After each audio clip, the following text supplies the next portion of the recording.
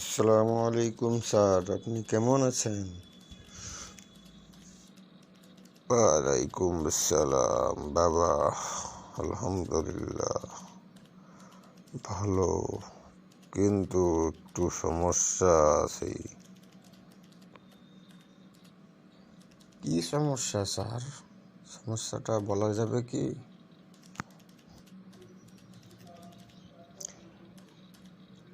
বাবা, কেউ তো আমার এই স্বপ্নটি জানতে চায়নি, আর কাউকে বলিও নি। তুমি কি সত্যি জানতে চাচ্ছ? হ্যাঁ, সত্যি স্যার, আমি জানতে চাই। আপনি বলুন। আমি দেখলাম রাতের 12টা বাজে, তখন একটি ভয়ানক স্বপ্ন দেখলাম, যা দেখে আমি খুবই বিচলিত বাবা। স্বপ্নটি ঠিক এই রকম, যেন সব কিছু ধ্বংস হয়ে যাচ্ছে। কোথায় যেন বোমার আঘাতে সব কিছু তছনছ হয়ে যাচ্ছে। তো বড় আশ্চর্যজনক ব্যাপার এটি স্যার।